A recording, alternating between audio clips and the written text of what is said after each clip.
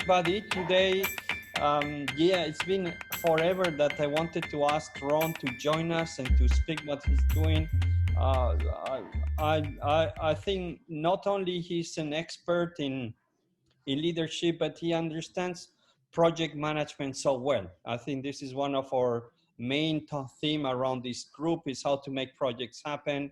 I'm amazed how many articles he's written for HBR. I always see run there and run there and run there. And he's part of the community. He's been trying to help out. I'm so glad to see Ron today in our call, and he's going to talk about his research, his thought about the role of the project manager or project leader in the future. And I want to have enough time to talk about. Ron has his own consulting company, very successful for more than 15 years, entrepreneur. So has published, I don't know, 7, 8 books. Maybe Ron, like we start always with everybody. Welcome first. Thank you for taking the time to be with us. Can you tell us a bit more about your experience, your career with your own words? Yeah, sure. Well, hi, everybody. Good to be with you all, wherever you are in the world today. Thanks for joining today. It's always such a thrill to be with this community of people. You're also inspiring and committed and good-hearted, so I'm always loving being with you. I'm a managing partner of a consulting firm called Navalent that I helped found 16 years ago, and our work is in organization transformation.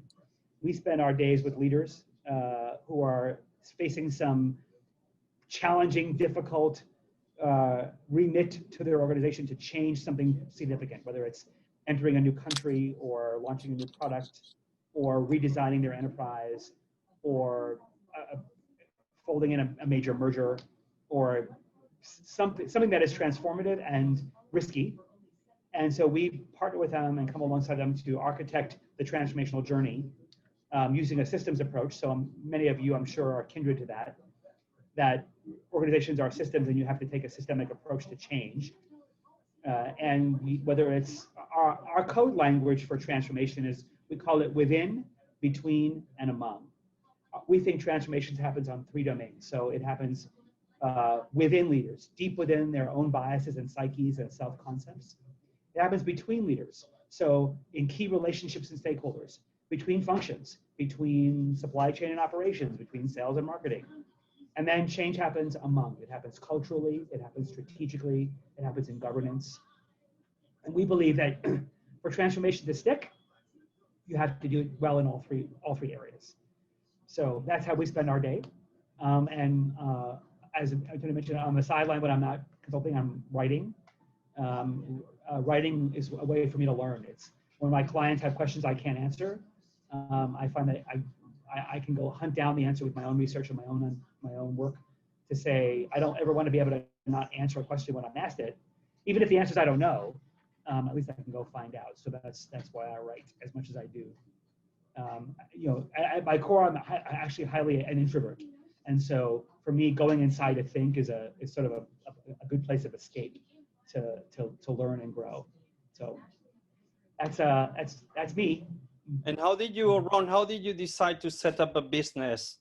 Yeah, kind of a few learnings there before we go into the slides that you wanted to share. What was that journey? So, I started my career inside companies doing, so my background is in organizational psychology. And I started my career doing work inside big companies, but I found out that I was not politically very skilled. And so early in my career in big corporations, I started collecting severance packages. And I quickly got the hint that what got me in trouble inside companies got me paid well outside companies. So I realized I probably need to, if I was going to embody my passion for organizations, it was going to have to be by not being part of one. And so I decided to work outside the organizations, but I knew that I didn't want to I wasn't ready to start my own practice. So I went to a consulting firm in New York City that specialized in org behavior. It was one of a premier firm started by a wonderful thought leader and founder in the org psych space. His name was David Nadler. And so I had 8 wonderful years working for him and in that firm. And then that firm got acquired by a big firm. And once it got acquired by a big firm, it wasn't really fun anymore. it sort of became about feeding the big firm instead of doing the work.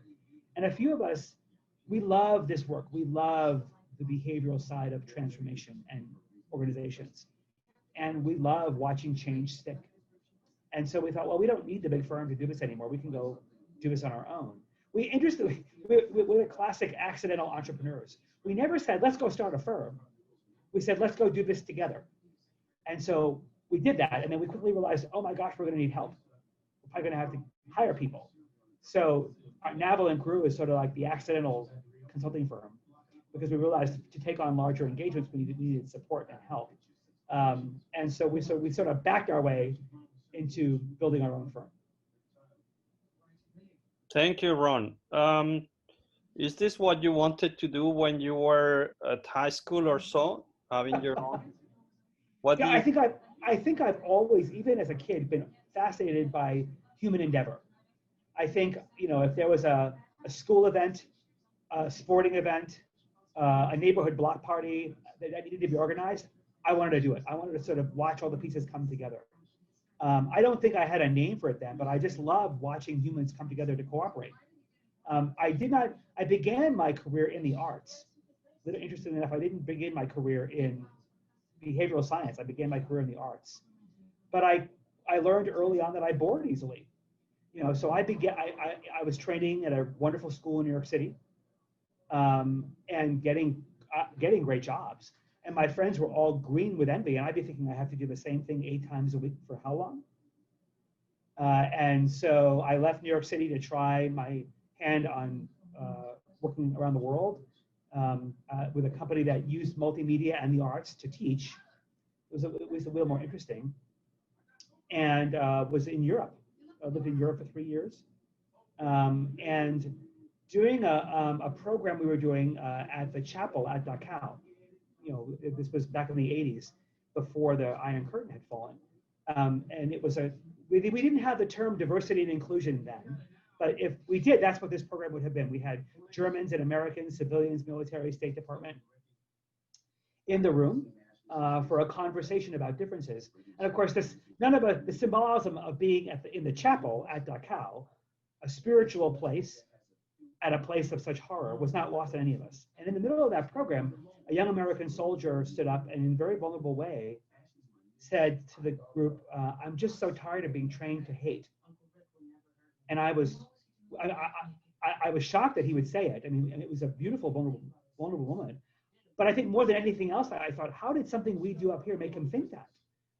And I was fascinated by the fact that we could engage in that conversation. And then afterwards, we were, you're in Munich, Oktoberfest, you go out for beer. So we went out for beer. I just wanted to know more about him. I think that was the moment I realized that telling great stories is interesting, but engaging people in their own story, that would never bore me. I would never get bored of that. And so, and in almost 40 years, I haven't. Thank you, Ron. I know you have some slides. You want to share them? Yeah. So I wanted to, just to get our conversation going, I wanted to sort of share some of my latest research for my next book with you, because I think it has very unique implications for project managers. So I wanted to know under what conditions in organizations will people tell the truth, behave fairly, and serve with purpose? And under what conditions would they lie, cheat, and serve their own interests first? I think we've all seen the horror stories of Volkswagen and Wells Fargo. I think we're all tired of those. But I'm tired of the explanations of, well, it was the culture, or it was one bad leader. I think we all inherently smart enough to know it's had to be more than that. So I wanted to know under what conditions that would happen. So I began a research project. We turned into a 15-year longitudinal study with more than 3,200 leaders. What we learned was that honesty is actually a muscle. It's not just a character trait. It's actually a combination of 3 things: telling the truth, doing the right thing, and serving a greater good. So in other words, say the right thing, do the right thing, and say and do the right thing for the right reason. You can do one of those things, and people might consider you a nice person or well-intended or good-hearted, But to be considered honest, you have to be doing all three of those things. And because it's not hard to look around the world today and see it seems to be becoming more and more rare that we're finding this. So people are actually becoming more intolerant, and the bar is going up. So the expectations of leaders and the expectations of organizations are raising. So this is all in the service of the book that comes out in the spring called "To Be Honest: Lead with the Power of Truth, Justice, and Purpose." And along the way, we found 4 conditions under which people will say the right thing, do the right thing, and say and do the right thing for the right reason, or they won't. And I think you'll quickly see the implications of these things for project managers are significant. So I'm going to skip down to this slide. So here are the 4 things. A clear, consistent identity, meaning we are who we say we are. So we have a mission, we have a vision, we have values, we have a brand. We say we value these competencies. When those actually match, you are more likely to have people say the right thing and tell the truth and act with purpose. When there's duplicity, meaning you say one thing and do another, you've now told the organization, we don't know who we are, so we're going to make things up. The second was fair accountability. When people feel like their contributions are assessed fairly, and the conversation with their boss is aligned with what actually happened, versus otherwise they feel like they have to make up lies about their performance or hide their mistakes. The third was transparent decision-making. When there's no place to tell the truth, it goes underground. So governance, that your decision processes bring in honest data and honest conversation into the room. And the last one, cross-functional collaboration. When there's border wars, when we fragment the organization, we fragment the truth. Versus when we stitch the seams of the organization, when we create alignment between otherwise warring functions, or we reduce the KPIs that are conflicting, we have cohesion. But here's what the stats were. So when you have clarity in who you are, meaning your actions and words match, you're 3 times more likely to have people tell the truth, act fairly, and treat others well. But when you don't, you're 3 times more likely to have people lie, cheat, and steal. When accountability is seen as fair, and it's not compensation, but just assessment of contribution, you're 4 times more likely to have people tell the truth, behave fairly, and act and serve a greater good. When your decision-making is transparent, when people can trust the information you're giving them, when they feel like you've been honest about how you made a choice, and when the conversation in the room doesn't feel like orchestrated theater, but actually feels like it was honest conversation, you're 3.5 times more likely to have people tell the truth, give you the right information, and give you hard feedback. And lastly, when there's cohesion across the organization, when the seams are stitched well, you're 6 times more likely to have people tell the truth, act fairly, and behave with purpose. But when you're not, when there's border wars, when there's misalignments, when their KPIs conflict, you're 6 times more likely to have people lie, cheat, and be self-interested. And the statistical models are cumulative. So if you can do all 4 of these things well, you are just about 16 times more likely to have people tell the truth, behave fairly, and act with purpose. But if you are falling short in these 4 areas, now you're 16 times more likely to find yourself in a headline of a newspaper article you never wanted to be in. So if you now take these 4 findings and shine a light on a major project, a $50 million technology project, a $30 million opening up of a new facility, any major endeavor, think about what happens when that effort is not aligned to the strategy or it's misaligned to the identity of the company. Think about when the people on that project feel like they're being treated unfairly, when they feel like their work is not being honored. Think about the thousands of decisions that get made along the way to execute a project and how much the data conflicts, how much one executive wants one thing from the project while another executive wants another, and they play tug of war with the project. And so the decision making becomes convoluted. And think about all of the intersections of all the functions that come together to contribute to a major project. You have operations and technology and HR and finance and the regions.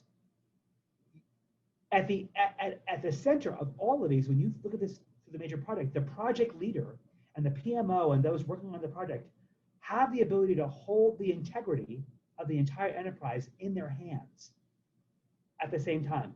And it can either be transformative or it can be toxic. If you think about some of the major projects that you've watched fail, of course, that means you weren't involved, because if you were involved, I'm sure would have succeeded. But think about the major projects you might have watched not go so well. See if you can look at this lens and see, was there a problem between the stated purpose and the actual purpose, between the mission of the organization and the reason for the project? Think about the way people were held accountable, either accountable to deliver the project or support it. Think about the way decisions were made and the information was shared, and how much open dissent and debate happened or didn't. And think about the way people cooperated or didn't. My guess is that you will find some correlation between some of the places where the project may have struggled and some of the things that make the project have integrity in the first place. You know, the word integrity comes from the Latin derivative of the word whole, right? Integrus, it means to be whole. And a project needs to be a whole. It needs to be a microcosm of the future you're trying to create for the organization. And if it's not whole, if it's in pieces, or it's duplicitous, meaning it's claiming to be one thing, but it's actually doing something else, it won't work. So when Antonio and I were talking, I started to think about the role you all play in the world through the lens of these findings, and thinking, oh my gosh, your unique position to touch and impact the integrity and the honesty of an organization is so profound. I was very excited to share this with you. Let me show you a wonderful story of a big project where this came to life.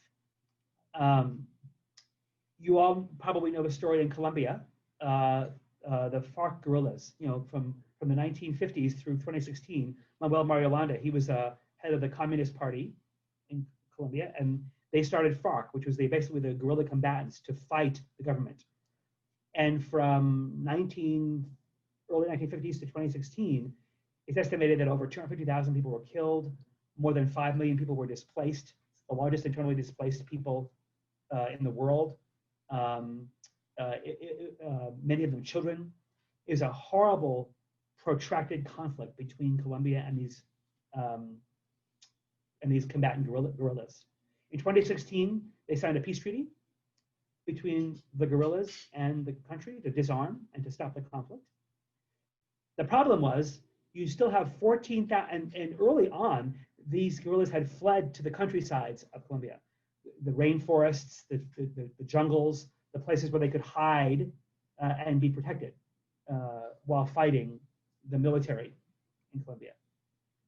The problem is, now you have 14,000 of these military combatants living in the jungles and the rainforests of Colombia with no way to become citizens.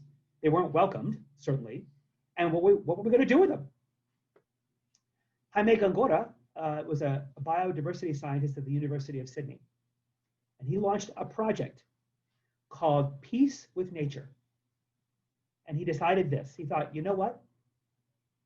The places where these 14,000 people have lived for the last 30, 40 years is one of the most richest but unexplored biodiverse regions in the world.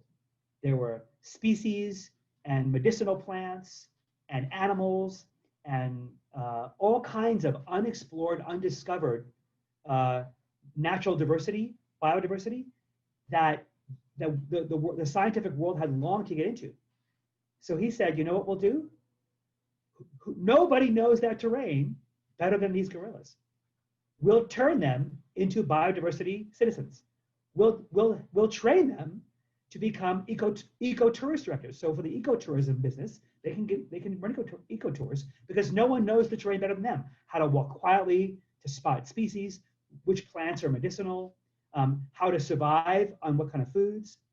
And so for the last 5 years, Jaime has, with this project called Peace with Nature, has been training hundreds and hundreds and hundreds of these military combatants and restoring their stories, redeeming their stories. And if you think about the roles of truth, justice, and purpose, the truth of their story is being told and being redeemed. Justice is being restored because they now have a purpose to live out in their country. The purpose of the nation has changed. Economic development is happening. The scientific community is loving what they're able to discover. All because a project leader named Jaime Gongora saw a vision for how to solve a major problem. And their actions and their words matched. So the identity of peace with nature, who we want to be. The combatants were held accountable by having to become responsible citizens. There was between 4 universities in Australia, the UK, and several universities in Colombia. Many organizations had to come together to work and partner and collaborate. And there had to be tremendous transparency with the nation so that they would embrace these people backing into society. It's a beautiful picture of how redemptive honesty can be. But it's also a beautiful picture of how redemptive a project can be when led well with a big vision.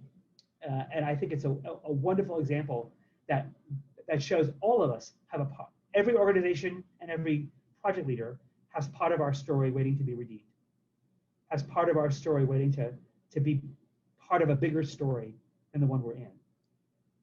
So that's the slide I wanted to share with you. Wow. Just to get the conversation going, but I wanted to put the 4 findings with you so that we can have a spirited conversation around how can you, as you think about how you guide others to lead nature initiatives or you lead them yourselves, how can we hold integrity and honesty as one of the lenses through which we see our work? Thank you, Ron. Really interesting research. One thing that resonates a lot is this lack of alignment between teams in your projects, in your company, different agendas, and I think that's so difficult to achieve, so disruptive if you don't get it. What kind of advice would you put to improve that? How can we encourage that? Is there any tips or experience that you can share on the alignment part? Yep, we have a process we call stitching. We call it stitching the seams. I just put it in the chat box a link to a video that is that shows more about the origins of the book, and I'm going to put an article here.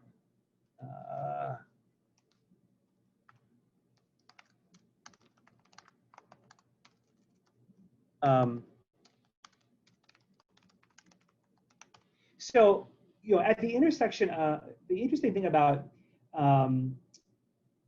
cross-functional rivalries is that sometimes they're not just interpersonal. It's not just these leaders don't get along, or these people don't get along. Sometimes it's, for example, one department's being measured on efficiency, one department's being measured on productivity, so that you have misaligned KPIs. So what we do is we bring people at the seam. The sad part is that the greatest value a company creates is at the seams, right? So innovation, for example, happens at the intersection of product development, marketing insights, and then manufacturing, right? Cost savings happens at the intersection of finance, supply chain, and logistics, for example. So the key capabilities on which a company wants to compete only happen at the seams. No one function holds that value. So we bring these functions together, we put them in a room, and we work through a process that we call stitching the seams. First, we define, and I've put an article here in the thing that outlines the process. What's the value we create together? So what is it that you and I do in marketing and sales, in operations and R&D, in finance and logistics, whatever the seams are? What is it we create together that's valuable to the company that nobody else can create on their own? And get them to have a hard conversation, because one of the things we often find is that they see value in different ways. They don't understand how they work together. They don't understand how what they each respectively do creates something greater. But once they can define that, then from that you can build and say, okay, well, in order to deliver that value of innovation, of customer service, of, of technological advancement. What do we have to be good at? What is it that we both have to share in terms of capabilities that will help us deliver that? And of those capabilities, where do we suck today? What are we not good at? Where do we have to trust each other more? How do we resolve conflict? How are we going to make decisions? Who has final decision rights? And it's all emanating from that value we create. So once you have a sense for what is the glue in this scene, you then create service level agreements. You create a sort of a contract between each other that says, here's how we're going to work this scene. And when there are problems, here's how we're going to resolve them. So, excuse me, sorry. So you don't just leave it to chance. So often these seam relationships, these interconnections between functions that become rivalries, that become conflicts, that become long border wars. We've all heard the story, right? You have the Hatfields and the McCoys feuds. You have, I've had interviews where people tell me, I haven't talked to him in 20 years. I hate him for what he did, and I'm not going to ever talk to him. Like this is something personal. And they carry these conflicts on, and they make their teams have fights. It's just like when mom and dad fight, the kids fight, right? So it's no different in organizations. And so and then the organization just tolerates it. It becomes like this folklore. And so you have to sort of nip it in the bud and get executives to declare, you either work this out or you're both fired. And you sit them down and you make them do the work. It's not about mediation. It's not just about the relationship.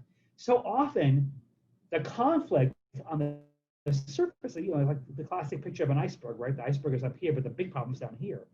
It manifests itself in this interpersonal conflict, like you against me, or people think we're vying for the same job. But the real issue is fundamentally that our processes don't sync up, or our metrics are misaligned, or our resources are misallocated, or we don't have the right technologies to do the work, right? So the origins of the difficulty are much deeper. And if you don't root them out, then they can't get resolved. In one large food company we work with, classic consumer products company, competing in very difficult categories that were not desirable categories to compete in. The CEO had declared that in the following year, 30% of our revenue is going to come from new products, and everybody just laughed. They had launched a new product in years that was successful. They kept launching dogs. So he appointed a head of innovation. And we went and did a major diagnostic with the marketing analytics people, the consumer analytics people, the supply chain people, and the product development people. And found things like all the people doing the basis tests on products were doctoring the test results to the CEO because nobody wanted to tell the CEO the product was a dog. The manufacturing footprint was so outdated that they couldn't do small batch runs of products. So there was no way to support fast fail products. The marketing people had no branding experience, or minimum, and did not want to work with the consumer analytics people to listen to what they had to say. And the product development people were not using the analytics from the marketing people. They were just thinking up their own ideas. So we put those four groups in a room and basically said, you're not coming, we're going to lock you in here for a week and a half. We'll give you food, you can go home and sleep, but you're not coming out until you fix this. And it was 6 hard days of, first of all, isolating the low-hanging fruit, the stupid stuff they could just fix immediately. And then the longer-term major issues that were systemic to the enterprise, causing these four functions to not ever be able to come together and launch new products. By the end of 6 days, they had a plan. And the following year, they did launch, it was like 18% of the revenue came from new products, which was more than anybody thought. But within 2 years, they were launching new products on a regular basis in a K-line, but it required major gutting of the enterprise to help the enterprise understand how the capability of innovation needed to come together. These four functions had no understanding of how they were to work together. Some of them didn't even know each other's names, much less what each other did. And so early on, day 1 and day 2, we heard things like, oh, is that what you do? Or, oh, no wonder I drive you crazy. I didn't know you needed that from me. Like this basic clearing the brush stuff. So long way of answering your question, Antonio, it takes a lot of work. If you want to get at the seam problems, you can't just sort of do team building. Thank you, Ron. I can see how the process works and how relevant it is to bring that elephant to the room and then have a really honest discussion. I wonder if your approach would help with some of the political leaders around the world, if you would put them in the room for a week, the Trumps and the Boris and the, would you make a better world? If I could involve a syringe and some narcotics, and maybe a couple of minor surgical procedures, then I think I might have some hope. Let me go to Susan. Are they still doing lobotomies these days? That would be a major procedure. Yeah, Susan. That presumes there's a lot of brain involved. Susan, can you put your screen and where are you calling? I think like always, I guess. Can you hear me? Yes. Great. I am calling in from Richmond, Virginia, and I'm very interested in what you're talking about. And one of the themes that resonates with me is the one on transparency.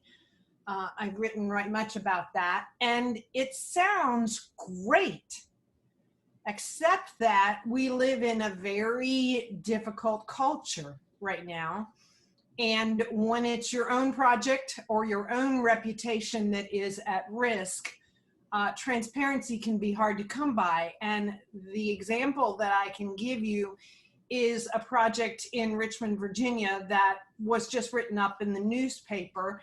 The new chief of the Richmond Police formed an independent commission to advise him. And the commission has 15, 16 members. And of the people on this newly appointed commission, all but one refuses to be named because they are afraid that they will be attacked either on social media or with attacks in their homes and on their families.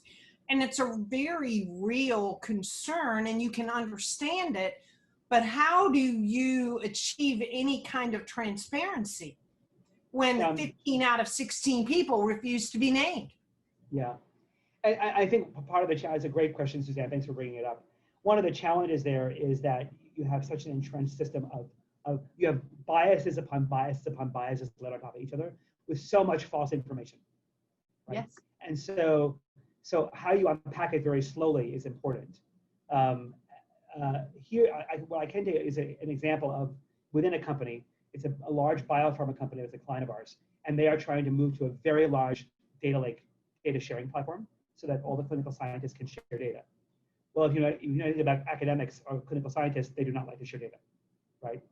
And so getting them to contribute, so it has been a huge teeth-pulling thing because they're going to get trumped, get published, have their chance beat. So we are beginning with a very simple understanding of what is the need here. So the need here is to be recognized, to be acknowledged, to have their work matter and make a difference, and for them to have their scientific expertise acknowledged. A very legitimate need. Mm-hmm. And we're having an honest conversation about that need, and getting leaders to have engaging conversations about why that need's important and why scientists go into the work they do, and the long road to developing an important therapeutic drug. And then we're going to have conversations around, okay, let's talk about how to get that need met. You have decided to encode that need in the protection of your information in the service of that need. It's an interesting choice. Could there be other ways to get that need met, right? So we're separating out the encoding of the lack of transparency and sharing data from the need it's trying to meet, right? So in your case, I would love to have those 16 people have a private conversation around the definition of safety. Because clearly they've defined safety in a very particular way, with a lot of catastrophizing in their head about what's not safe. My guess, some of which is probably not true. So the way those 60 people would have to get at it would be to honor that your need for safety is legitimate. Your desire is a legitimate need, and you should have it. But then go, let's talk about what assumptions we have made about the way we've chosen to meet that need. And could there be any assumptions we have made? Maybe not, but could there be any assumptions we've made that perhaps may be misguided? And could there be other ways? Because what we do know from human behavior is that vulnerability is your safest place. Hiding is one of the most dangerous places to be.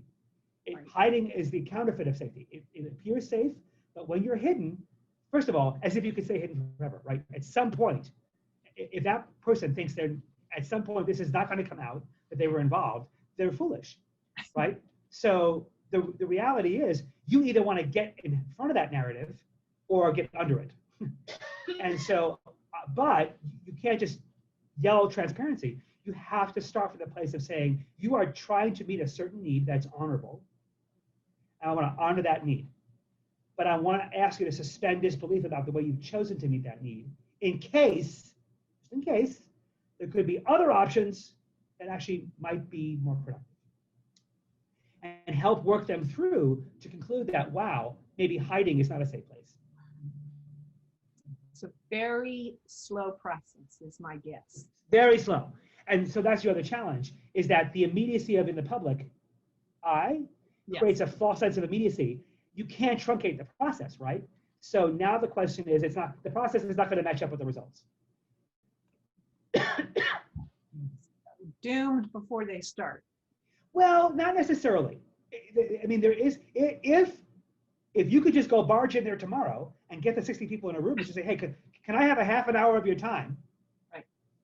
And just ask some provocative questions they have to consider, they could eventually it's going to sync up, right? The commission report may get published before anybody owns being part of it.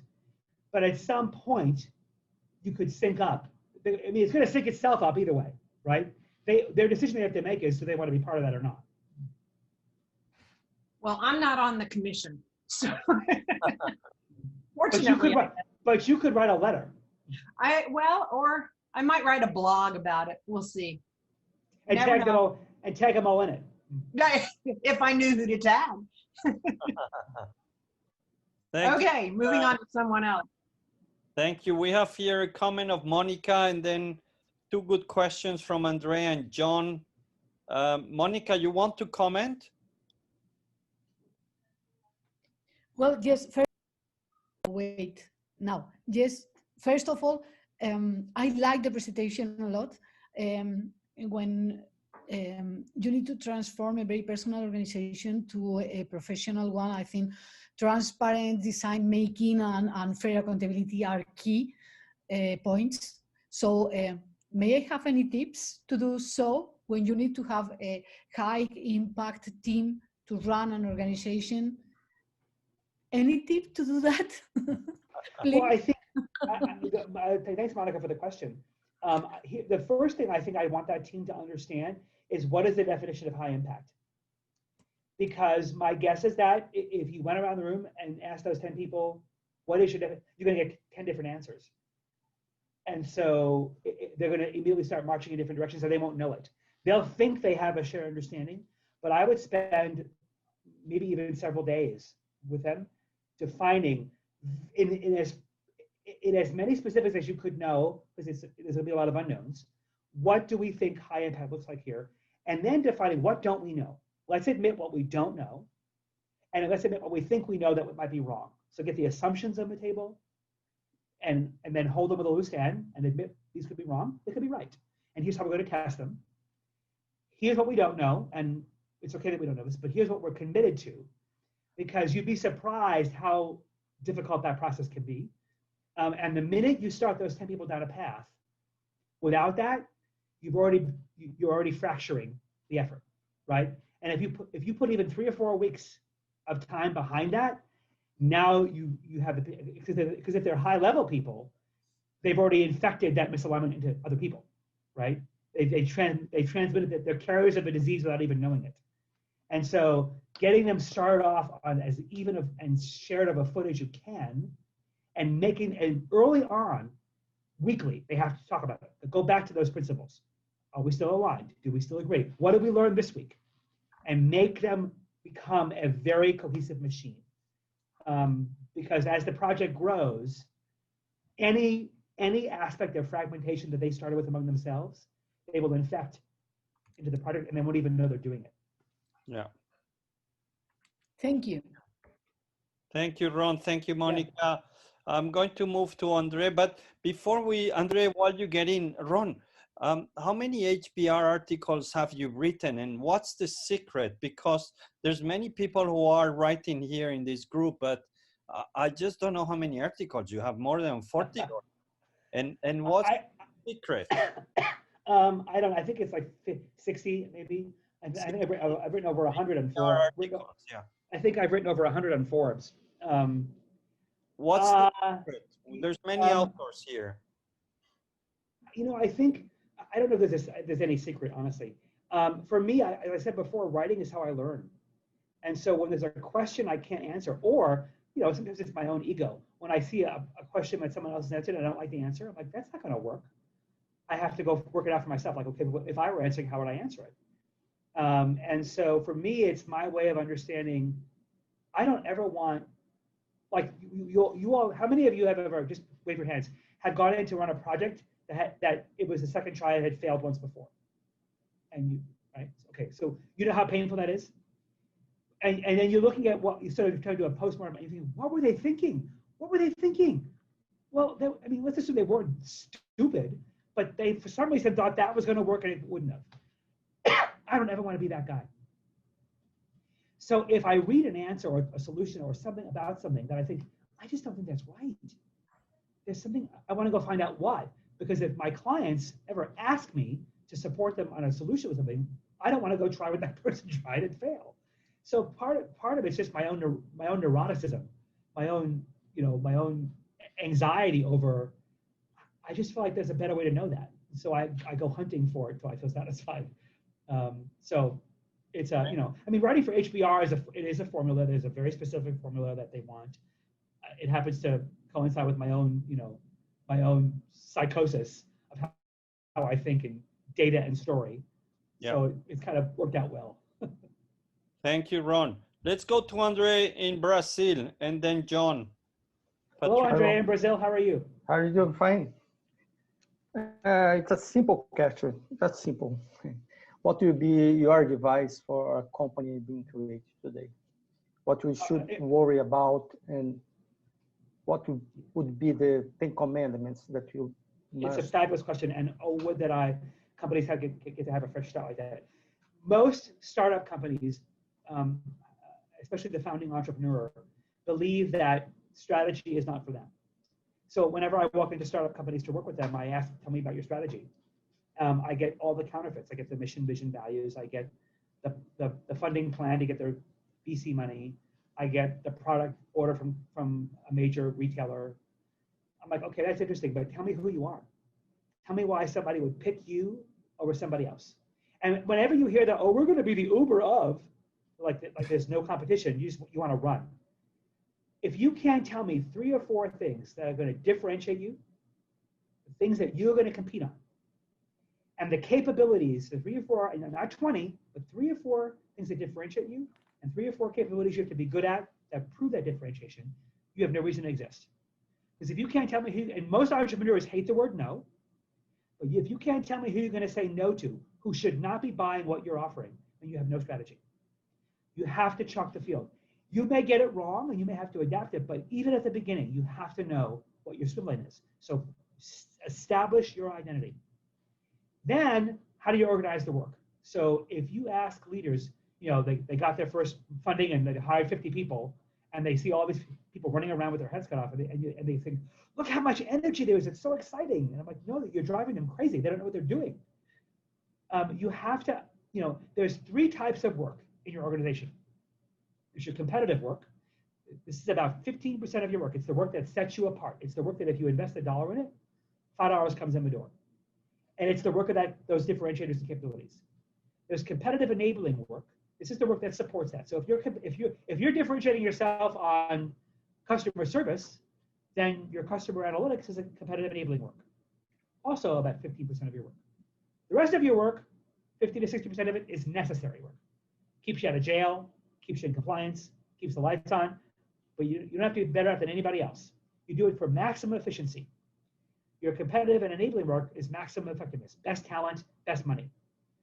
When you mix all that work together in one big blob, you know what happens, right? The competitive work gets no attention.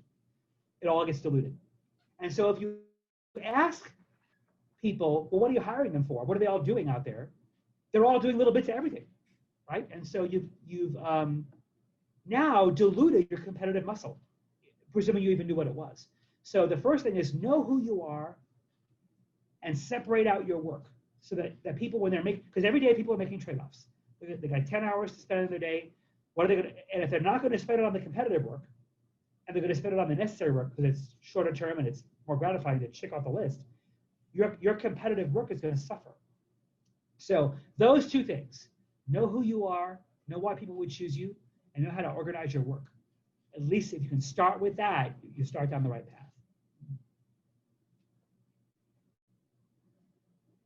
Thank you, Andre. Let's go to John. John, where are you calling from? Hi, Antonio and Ron. I'm calling from Minnesota. So Hi, Minnesota. we're slightly above freezing today. So there's a little bits of snow still on the ground. Did you say you have snow too? Yeah, just a little bit melting now, though.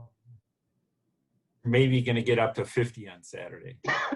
Ooh, heat wave. Yeah, pretty exciting. But, you know, I'm an innovation and growth leader in the water line of business in DuPont. And, you know, as you're kind of describing in innovation, you're kind of by definition, we have a lot of teams that are cross-functional in nature. But, you know, as you shared that cross-functional collaboration, if you just kind of think of it from the organization perspective, it really seems like what you're saying is, you know, you get cross-functional teams across the business in other areas too. It really becomes an enabler and aligning the functions, which, you know, you have to have them, but they get kind of isolated. So it seems like it can really be you know, almost flip it in that you want cross-functional teams, you know, to obviously work on some, you know, business initiatives that are key and strategic, but they'll really help, you know, kind of like this 1 + 1 will be 3, really enabling growth. So, you know, oftentimes maybe there isn't a governance or a structure in place to enable them and really make that happen. And it almost sounds like that's kind of what you're describing as you get into companies and you really kind of put a structure or framework in place to enable these cross-functional projects to happen, which then also just helps and align the functions themselves and the business to grow. So my question is, you know, how long does, and I know every company is unique in their own way, but just kind of how long does it take for some of these initiatives, like the structure to get in place and start seeing things and, you know, then it kind of builds on itself? Fabulous question, John. So you've actually given all the answers in your question. It's beautiful because governance really is the key. But you're right. Most of the time, it's not there. And so I don't know. You know, you think of these all the homeroom leaders, right? The functions own the homerooms. They deploy their people out of the field. I don't know what they think is going to happen when their allegiance is clearly going to be to the homeroom, right? So the cross-functional team has no teeth. Yeah. Its resources have been diluted. The project leader is still beholden to his homeroom or her homeroom teacher. So without a governing structure that puts teeth in that cross-functional effort, there's no hope. The good news is if you design, and it's basically sort of like a mini matrix, right? It's a mini matrix between the cross-functional efforts and what their remit is and the homerooms that deploy them. What we have found is what works quick is if you can design it in about 2 weeks. You know, if you get the right people and the key in the governance is where do you put the decision rights, because the homeroom teachers and the project teams fight over decision rights. And you have to place the decision rights at the right place. And the functional leaders don't want to give them up. But anyway, but it's any organization that's trying to operate in cross-functional environments has to govern it that way. And so how you send people from your functional expertise onto the playing field and deploy them and have them contribute to a cross-functional effort, you know, how you deploy those people, how you hold them accountable, and the role they have got to see. Whenever I walk into companies and I see these the sideways or imbalanced power structure of the homerooms versus the teams, my very first question to the people on the team is, do you see that project leader as your boss? And if the answer is no, I have my answer, right? So I know where to start. And most of the time the answer is no. And most of the functional leaders would say, they're not their boss. They're just a project leader. I said, okay, tell me what accountability you want people on that team to feel to that contribution. Get in and get out. Get in, do the work that I sent them to do, and come home. Okay, so by default, you've designed this to fail. That's what you said. You want this to not succeed. Because every one of those people on my team is now Gumby, right? They're being pulled in this. So until you design a structure where the people being deployed and the people leading those efforts have the, I never want to use the word equal power. That just doesn't work. But have the right level of authority and decision rights and resources to execute what they've been asked to do, and the homerooms understand that their primary contribution is to send capable people out to those efforts, to make sure that you send people who are ready to do it. And the project people have to send people back, basically you send them back better than you found them, and you make them better and send them out again. Once you can get that process in place, it works great. And you can get it up and running and really function well within a year. The key is you have to get the right people to design it, and design it out in the front end around where the decision rights go, what the capabilities are, and how the relationship between the homerooms and the teams is going to be. All right, thanks, and look forward to reading your paper. Thank you, John. We get room for one question. Didier, go ahead. I know Paula has put something about 50 biases here, so I recommend you click on that. But Didier, you had a question here. We have 5 minutes to go. Here we are. Hi, everybody. It's maybe more a comment than questions, because Ron's presentation is very exciting about what I perceive a couple of takes on from what he said about teamwork. Do you agree with me that the human side is fundamental, is the number one of every organization? Listen to people, ask questions, keep asking questions. And there are many other things that you mentioned, and just asking to Ron if he agrees about what is my perception, having listened to you for a couple of for half an hour. So yeah, I totally agree with you.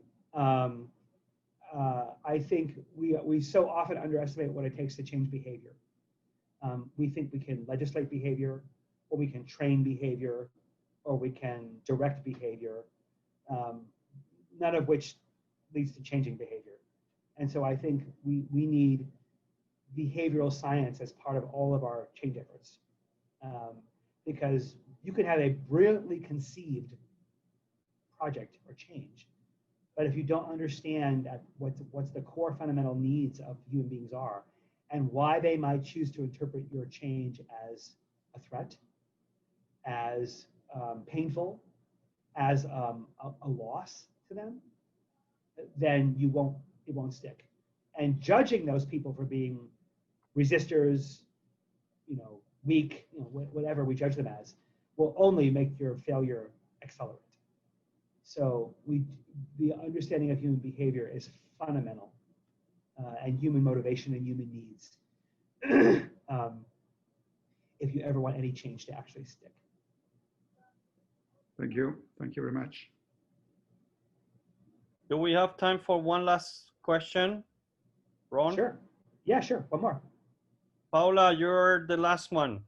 Just need to be brief. Okay, so hi, Ron.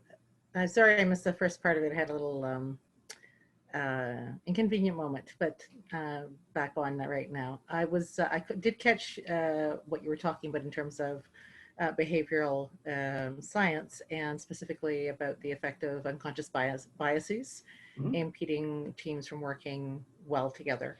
So I put the Visual Capitalist has some interesting infographics. So I put a couple of links to that, and one which was 50 and the other one's much more complete. They're over 100, close to 200. Which one, in your estimation, your experience, keeps popping up all the time so that leaders know how to recognize that and address it directly, like, you know, create team awareness around it, insofar as you can modify and or, you know, redirect behavior, which, you know, you say is difficult to do. But if, you know, if everybody on the team recognizes a specific bias or is made to, you know, become aware of that, then you can get beyond that and move towards consensus.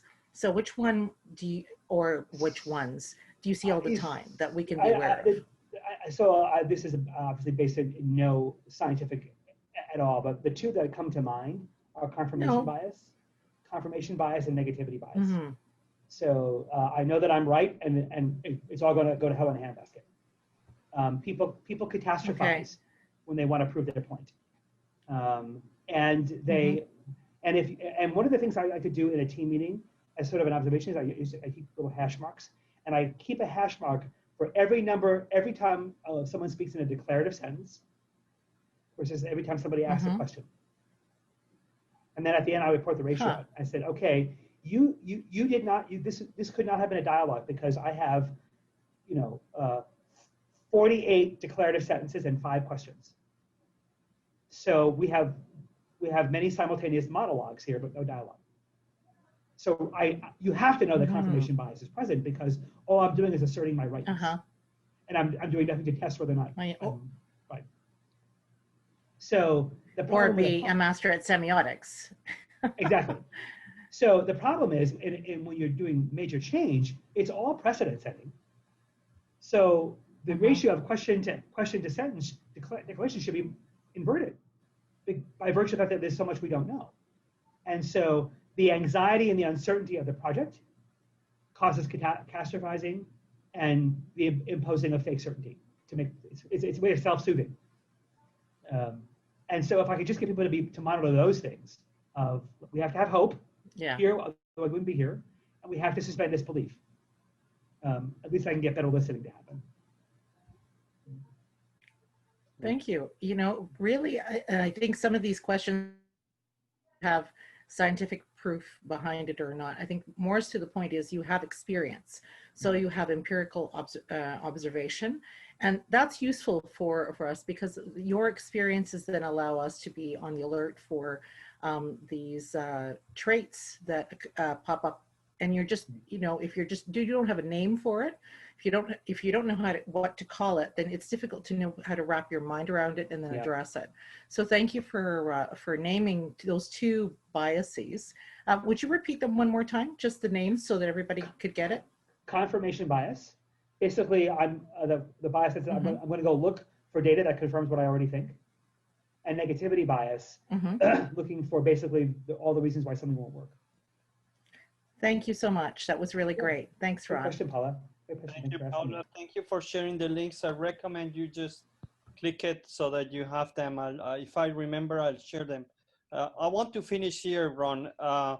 Thank you so much for these insights. Are really very practical, how to look at teams, organizations, and how to build that trust and that honesty, which is so important nowadays.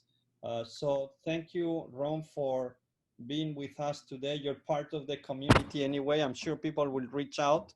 You know how active they are. But thanks very much. It's been an absolute pleasure, my friends. Good to be with you all. All the best to you all as you lead products, and let's make the world a more honest and open place. Thank you, Ron. And I'll see you all next week with Eduardo Müller. Thanks to Paula. She's bringing an economist from South America. And we'll have Nan Conde from Zambia in 2 weeks. And I just forgot, thank you, Yolanda Rubio, because she's managed to set up our first website for this group. So thank you also to everyone for being here. Thank you. Take care.